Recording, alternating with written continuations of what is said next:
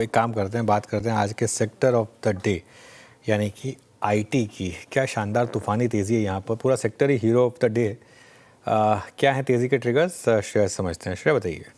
बिल्कुल, IT space में शानदार रैली आज के सेशन में हमें देखने को मिल रही है। 2.5% से ज़्यादा उछलकर आईटी इंडेक्स आपको कारोबार करता हुआ नजर आएगा डेज हाई पर। कोई भी काउंटर आप उठाए इस पर्टिकुलर इंडेक्स से, सभी में अच्छी खासी तेजी। डेज हाई पर भी आपके स्क्रीन पर होगा।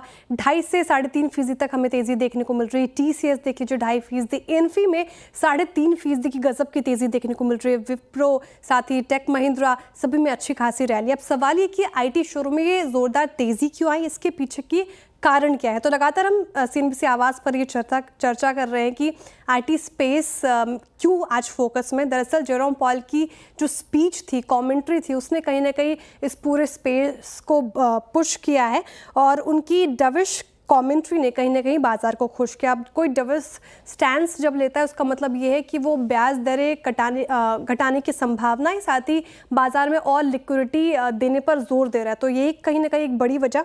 साथ ही उन्होंने ये भी कहा कि अमेरिका में रोजगार के आंकड़ों में लगातार गिरावट देखने को मिल रही है। अब समझने वाली ये बात ये है कि रोजगार के आंकड़े घटने से फेड दरों में कटौती की संभावनाएं जो है वो पूरी बढ़ जाती है। तो इसका असर हमें आईटी स्पेस में आज हमें देखने को मिल रहा है। अब टीसीएस की पर्टिकुलरली बात करें तो जो टॉप गेनर्स में शामिल है, 2.5% की तेजी हमें देखने को मिल रही है।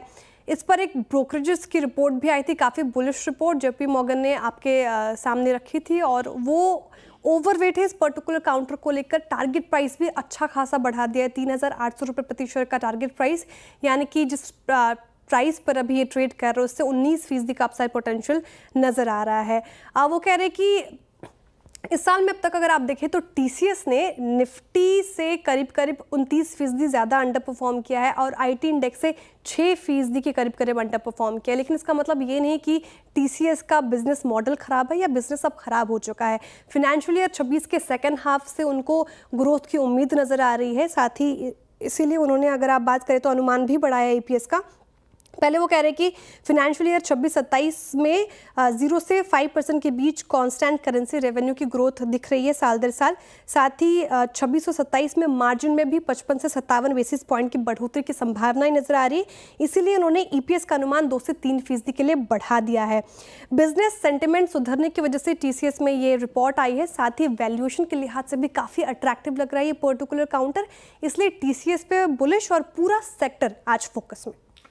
पूरा सेक्टर आज फोकस में। शुक्रिया श्रेया। तो ये देखिए आज आईटी शेयरों में तूफानी तेज़ी, टीसीएस लीड कर रहा है इसे करीब 3.25% की रैली के साथ।